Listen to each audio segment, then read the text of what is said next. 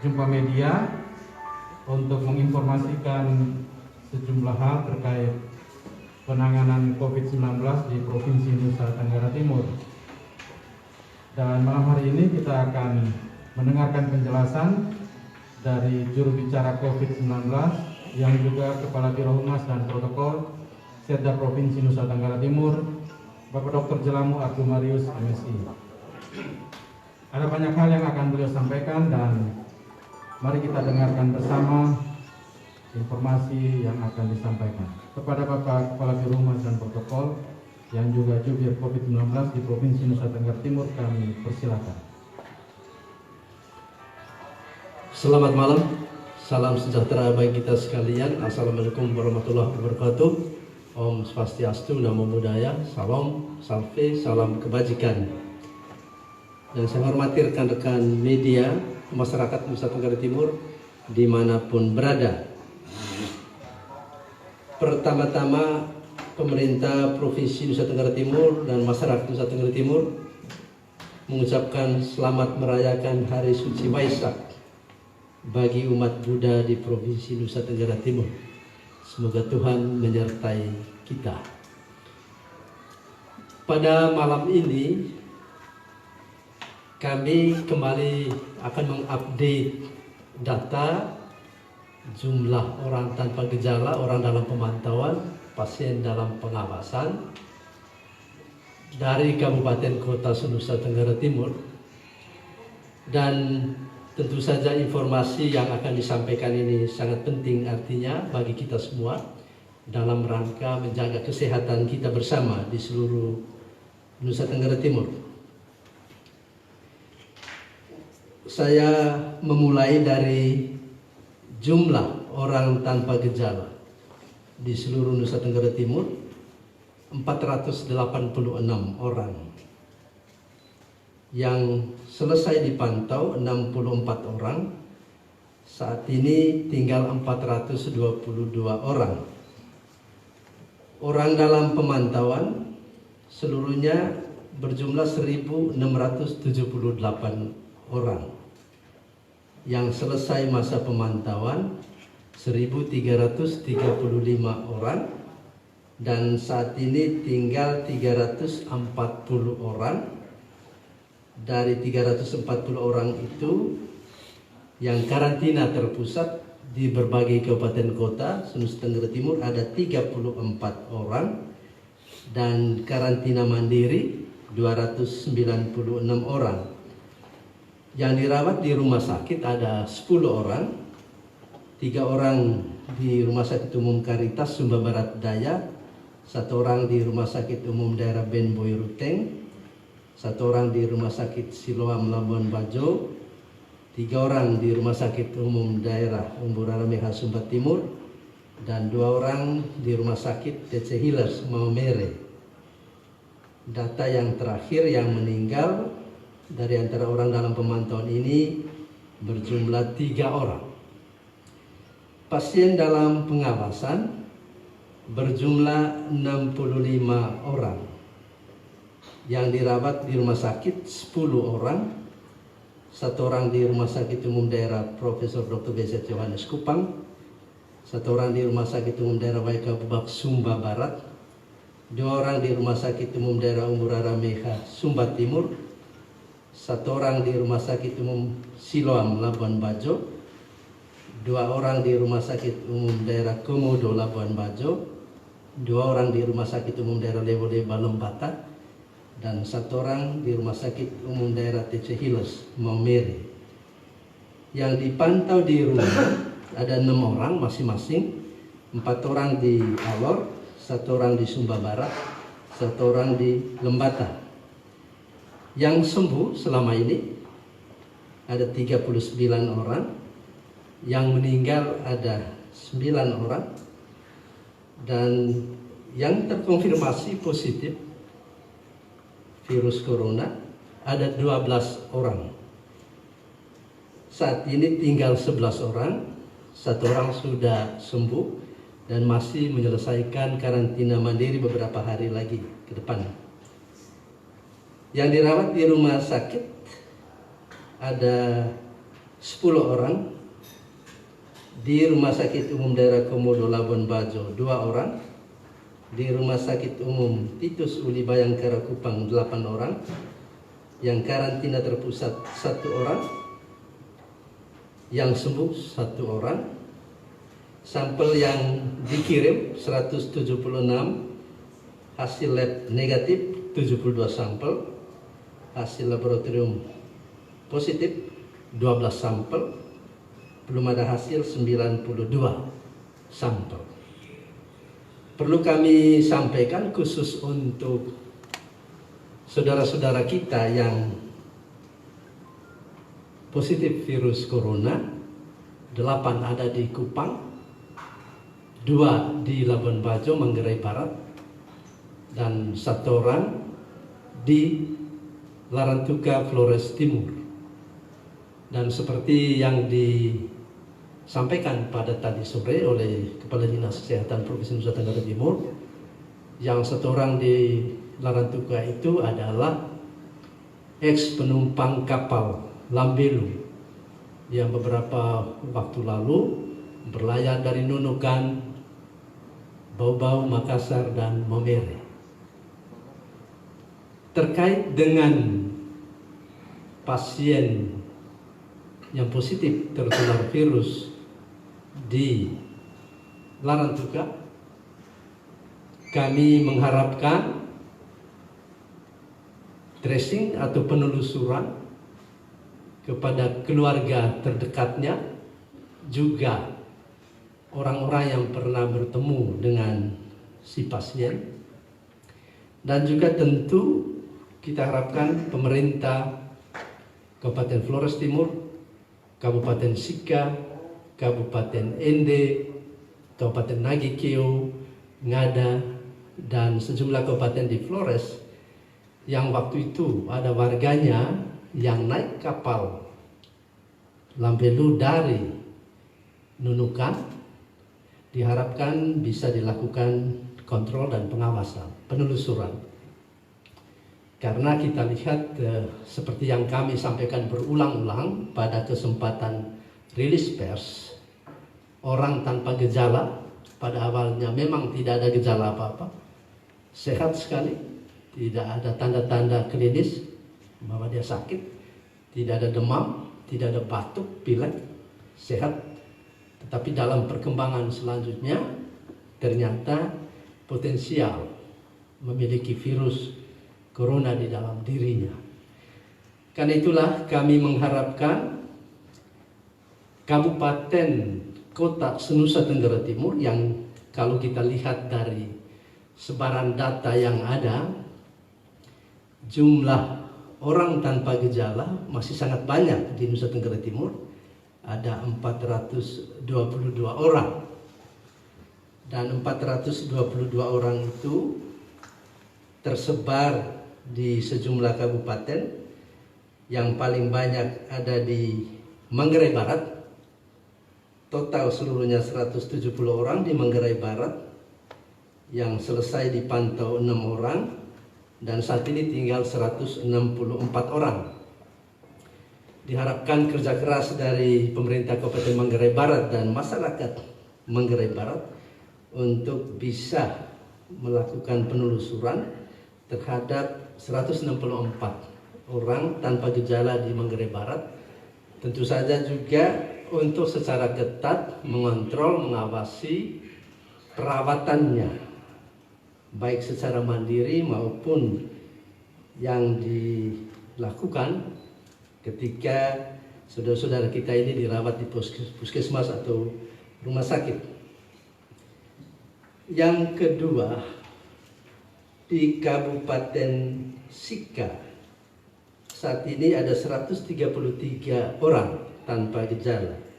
Kita harapkan juga pemerintah Kabupaten Sika dan masyarakat Kabupaten Sika untuk bisa melakukan tracing, penelusuran yang ketat terhadap sejumlah 133 orang ini, untuk juga memilah yang mana dari ex kapal Lambelu, yang mana dari klaster Goa, yang mana dari klaster Magetan, yang mana dari klaster Sukabumi dan juga daerah-daerah lainnya di Indonesia.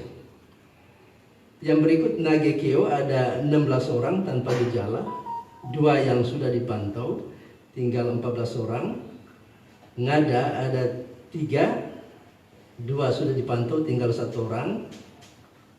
Kemudian Sumba Timur ada 8 orang dan saat ini masih dipantau. Timur Tengah Selatan totalnya 19, 9 sudah dipantau, tinggal 10 orang. Kemudian Kota Kupang ada 27 orang, yang selesai dipantau 4 orang, tinggal 23 orang. Kabupaten Kupang ada 13 orang keseluruhannya, 9 sudah dipantau, tinggal 4 orang. Lembata ada 8 orang yang saat ini masih dipantau. Malaka 1 orang, Manggarai 2 orang, Belu ada 2 orang, Ende ini juga jumlahnya sangat banyak, 74 orang, 22 orang sudah dipantau dan 52 saat ini yang masih dipantau. Tentu kita harapkan baik masyarakat Nusa Tenggara Timur di berbagai kabupaten kota Nusa Tenggara Timur maupun infrastruktur pemerintahan untuk bisa sama-sama mengendalikan penyebaran virus corona di Nusa Tenggara Timur. Kalau kita lihat kurva statistik, ya walaupun di Nusa Tenggara Timur kurva itu berjalan sangat lambat, ya, dengan penambahan yang 1 orang, tetapi ada kalanya juga 1 selesai tiba-tiba muncul 7, lalu masuk lagi 1, ya itu secara statistik kalau kita baca itu menunjukkan bahwa memang fluktuasi atau naik turunnya angka-angka itu sangat tidak stabil. Ya, itu berarti kalau kita mau menganalisis dari sisi statistik, kemungkinan akan selalu terjadi. Apakah bertambah, apakah berkurang, atau landai menetap. Tetapi dilihat dari fluktuasi angka ini, kita melihat bahwa kemungkinan untuk bertambah itu ada. Jadi kalau kita mau baca dari sisi statistik, karena itu kita harapkan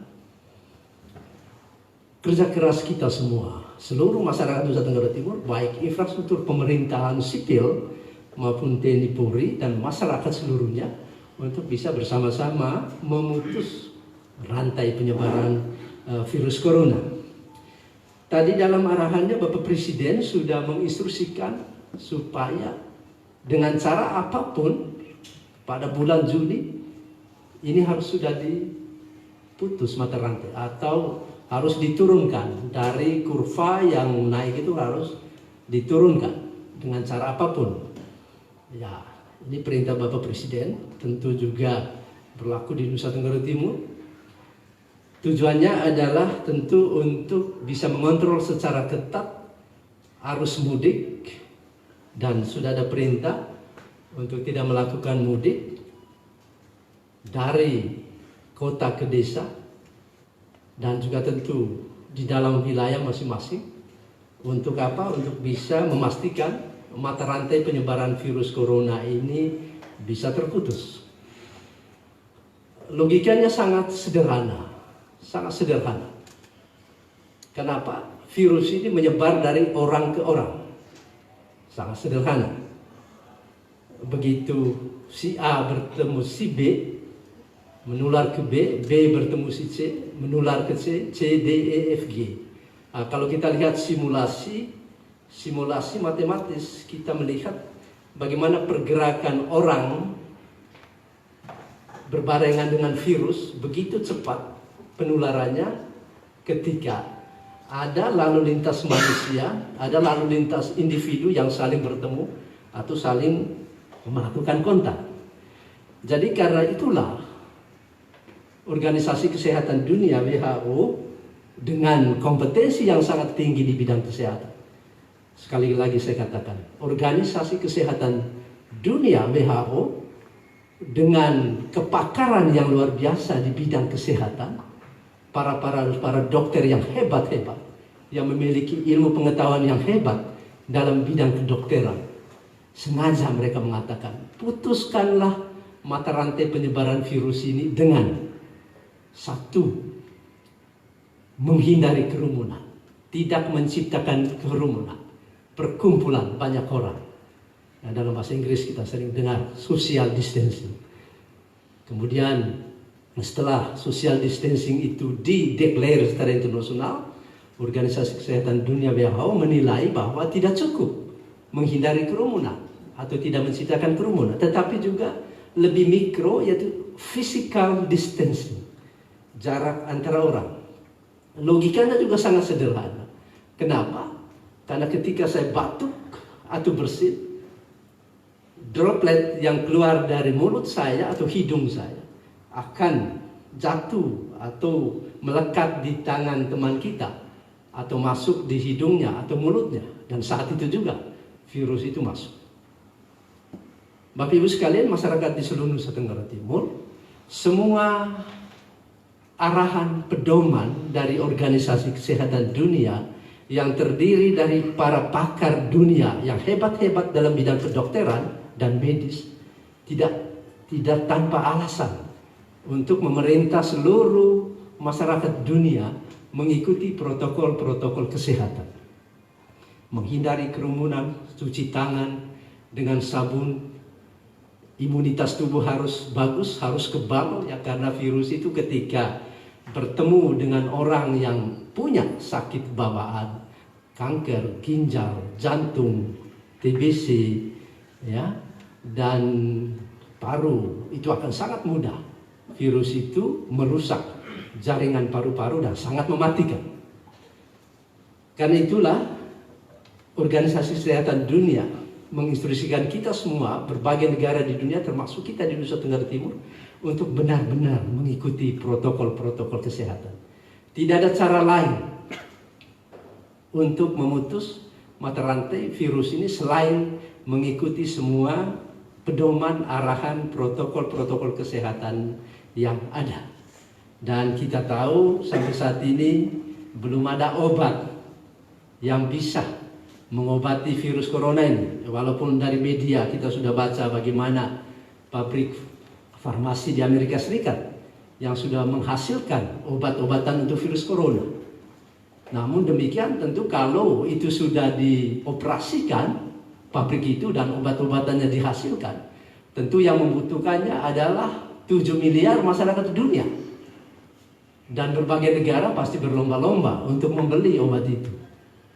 Dan kita salah satu negara dari ratusan negara di dunia, tentu tidak mudah juga untuk mendapat obat-obat itu. Nah, karena itu cara yang sangat sederhana bagi Indonesia, khususnya bagi Nusa Tenggara Timur, adalah secara ketat kita memproteksi diri kita dengan mengikuti semua protokol-protokol kesehatan yang sudah ditetapkan. Bapak Ibu sekalian, masyarakat Nusa Tenggara Timur yang kami hormati, besok laboratorium PCR kita akan memulai beroperasi. Jadi semua spesimen swab yang ada di Kupang dan juga ada di berbagai daerah akan diperiksa di laboratorium kita. Bapak Gubernur, Bapak Wakil Gubernur besok akan meninjau laboratorium swab yang ada di Rumah Sakit Profesor Dr. W.Z. Yohanes Kupang. Tadi sudah disampaikan bahwa masih ada 92 sampel yang harus diperiksa. Sebagiannya masih ada di Surabaya dan Jakarta. Tentu nanti sebagian nanti akan diperiksa di Kupang. Dan rencananya pada hari Jumat kita akan menjemput spesimen swab di berbagai kabupaten kota di seluruh Nusa Tenggara Timur.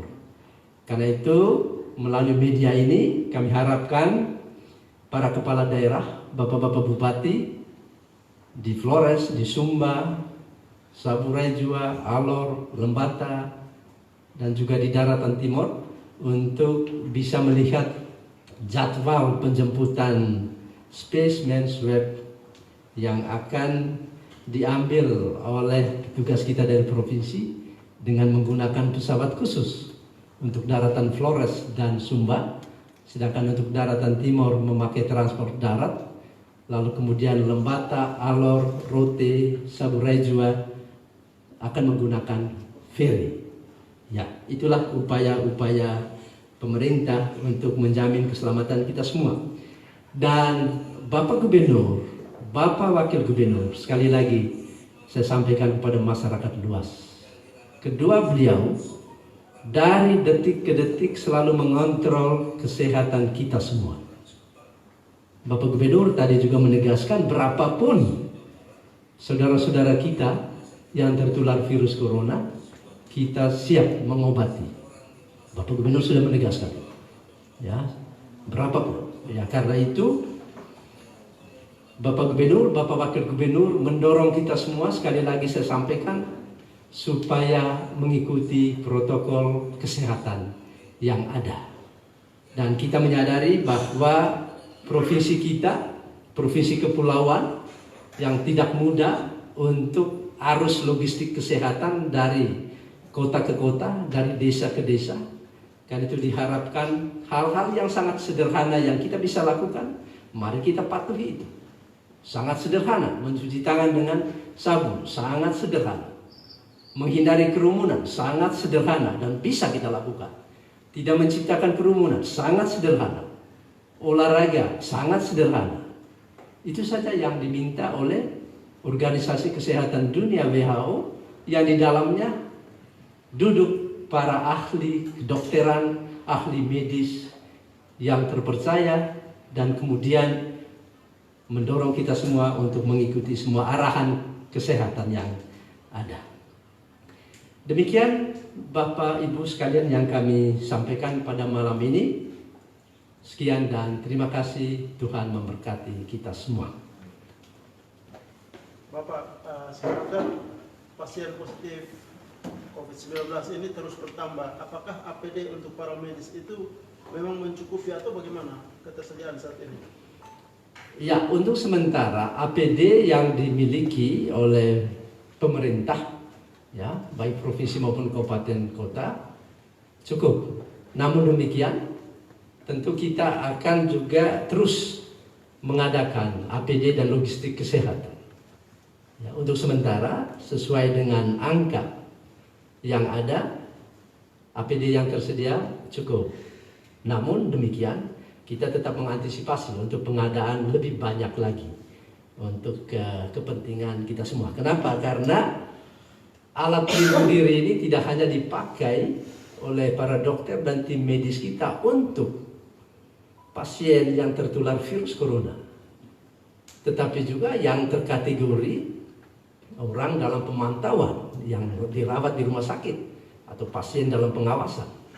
Jadi kita membutuhkan banyak OPD dan logistik kesehatan.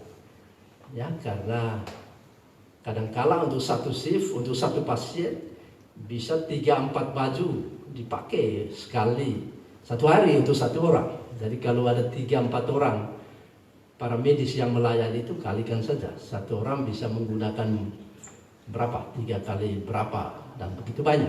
Ya, karena itu Bapak Gubernur, Bapak Wakil Gubernur sudah mengantisipasi semua kebutuhan logistik kesehatan untuk kebutuhan masyarakat kita di seluruh Nusa Tenggara Timur. Ya.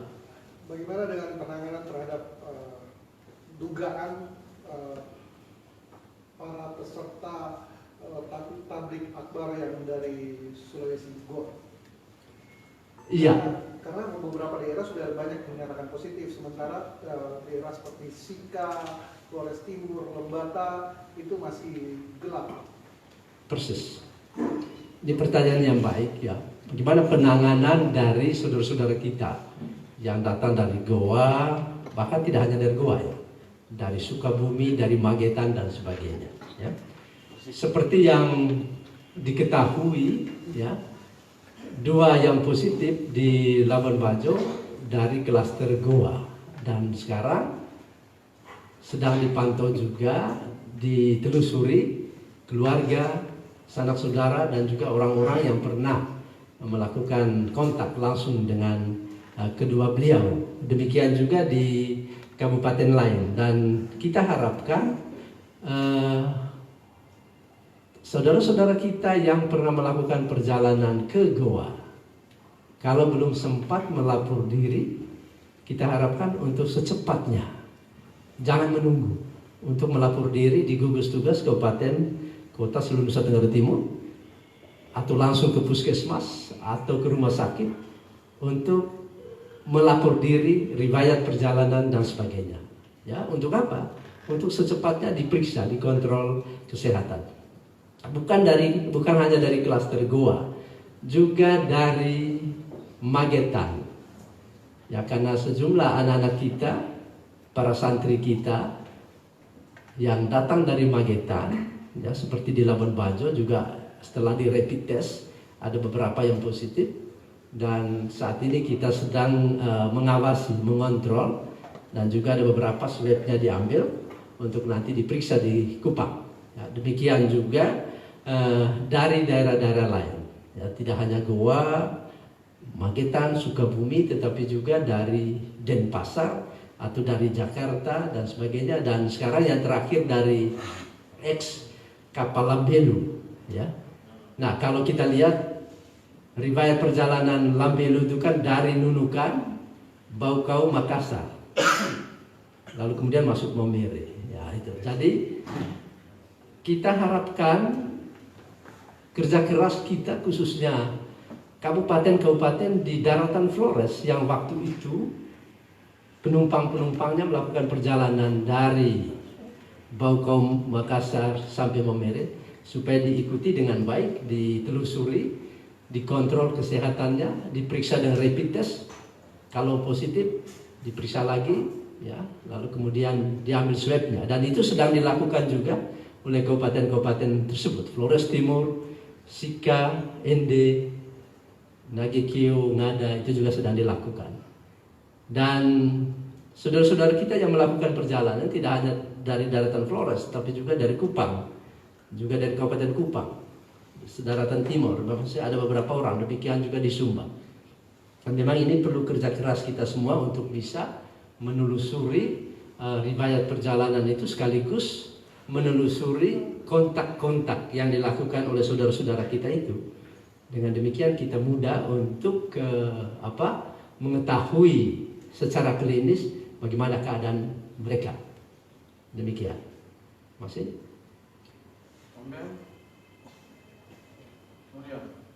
Terima kasih. Terkait dengan pasien positif yang mengalami luka, itu penanganan seperti apa? Karena tadi disebutkan bahwa dia dirawat di rumah sakit. Mungkin bisa dijelaskan teknisnya seperti apa? Ya, dia dirawat secara khusus, dikarantina secara khusus. Ya, tentu dengan protokol COVID. Ya, protokol COVID semua sudah tahu, para dokter, tim medis sudah tahu semua seperti apa pemberlakuan protokol COVID. Ya, dan sekarang sedang ditelusuri keluarganya, teman-temannya yang pernah kontak langsung. Dan perlu kami sampaikan juga melalui media ini, keadaan saudara-saudara kita yang saat ini positif virus corona dalam keadaan stabil, termasuk di Flores Timur, stabil. Yang mudah-mudahan cepat sembuh. Kita doakan seperti pasien nomor 1, Bung El, ya. Kita harapkan juga saudara-saudara kita yang lain juga seperti itu.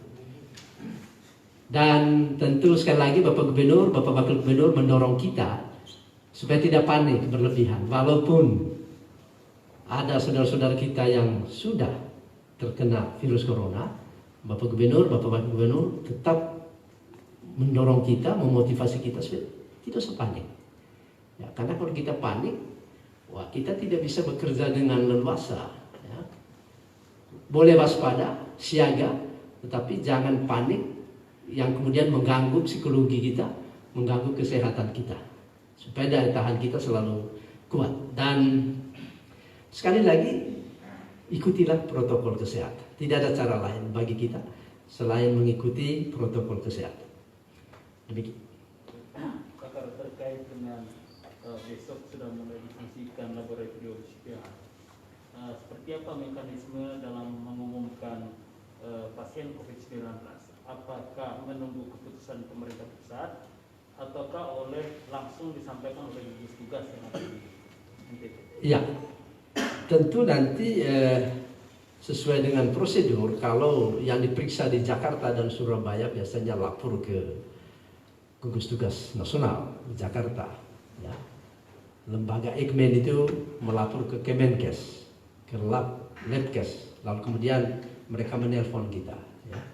Tetapi nanti ketika kita sudah bisa memastikan si A, B, C positif, kita akan melapor ke sana, ya, supaya didata secara nasional. Lalu kemudian tentu kita akan mengumumkan. Ya. Jadi perlu pendataan secara nasional itu untuk melihat bagaimana perkembangan penyebaran virus ini di berbagai provinsi di Indonesia. Kita tahu ada 230-an kabupaten, ya, termasuk di dalamnya ada Kota Kupang, ada Manggarai Barat, ada Flores Timur, ada Provinsi NTT, ya, karena 34 provinsi semuanya sudah tertular virus corona. Hari ini tadi dilaporkan ada 2 tenaga medis di Manggarai Barat yang hasil tesnya mengalami reaktif. Ya. Nah, seperti apa perlindungan terhadap petugas medis dalam mengantisipasi terpapar COVID-19? Ya, kita memberikan perhatian yang penuh terhadap tenaga medis kita. Ya, seperti di Kupang, ya, kita siapkan Hotel Sasando untuk para dokter kita, tenaga medis kita, untuk lebih terkontrol kesehatannya. Demikian juga kita harapkan di seluruh Nusa Tenggara Timur, di kabupaten kota seluruh Nusa Tenggara Timur, untuk memberikan perhatian yang penuh terhadap para dokter dan tenaga medis kita. Kenapa? Karena jumlahnya sangat sedikit. Jumlah dokter kita sangat sedikit. Perawat kita sangat sedikit. Bidan kita sangat sedikit. Dan tenaga-tenaga lab kita, jangan lupa, tenaga lab di seluruh Nusa Tenggara Timur sangat sedikit. Jangan biarkan mereka sakit. Kita harus menjaga ini, karena mereka adalah garda terdepan untuk penanganan virus corona. Ya, melalui media ini, Bapak Gubernur mendorong Bapak-Bapak Bupati Nusa Tenggara Timur, Wali Kota Kupang, untuk memperlakukan P1, prioritas 1, terhadap para dokter dan juga tenaga medis yang lain. Prioritas 1 dan utama untuk menjaga kesehatan mereka, untuk menjaga tentu beban-beban psikologis ada saja yang sangat manusiawi, dan tentu kita mendukung teman-teman kita, bapak mama kita yang berprofesi sebagai dokter, para medis, dengan dukungan doa. Dan ya, seperti yang selalu dimuat di mana-mana, ya, biarkanlah Anda di rumah supaya kami merawat yang sakit, ya. Jangan lagi Anda keluar supaya jangan menambah yang sakit. Ya, karena kalau meledak di seluruh Nusa Tenggara Timur, kita akan sangat kewalahan. Sekali lagi kami sampaikan, kalau meledak akan sangat kewalahan.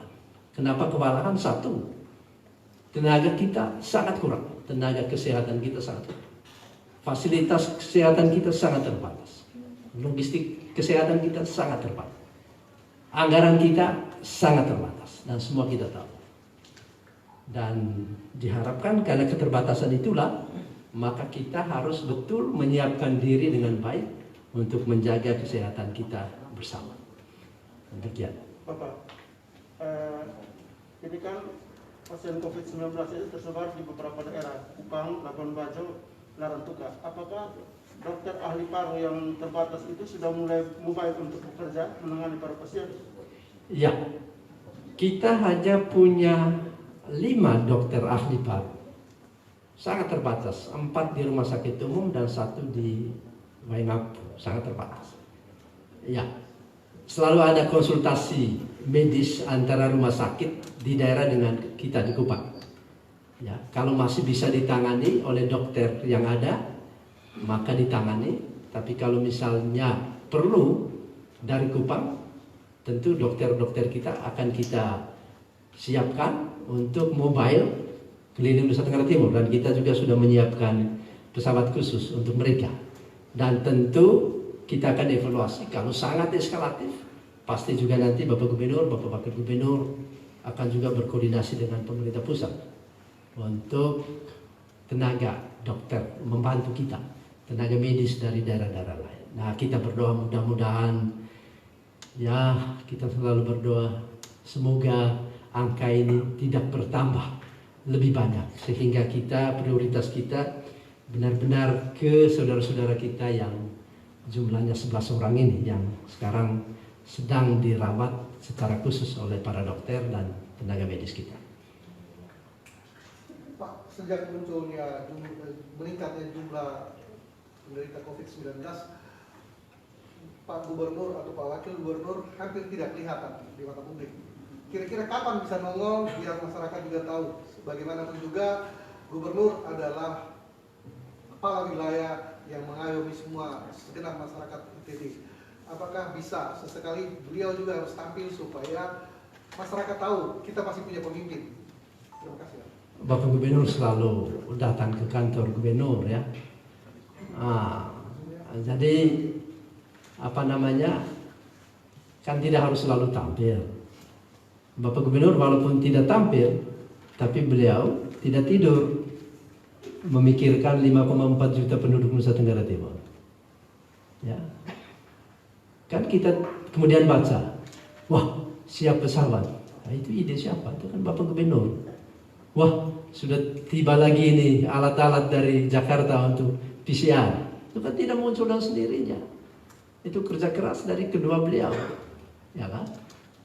Gitu. Jadi kita yang staf inilah yang senantiasa secara teknis mengatur di lapangan. Bapak Gubernur dan Bapak Wakil Gubernur tidak harus selalu muncul di depan, tapi beliau berdua dari detik ke detik. Sekali lagi saya sampaikan, Bapak Gubernur, Bapak Wakil Gubernur dari detik ke detik mengikuti semua, mengontrol semua tata kelola pelaksanaan COVID, penanganan COVID di Nusa Tenggara Timur.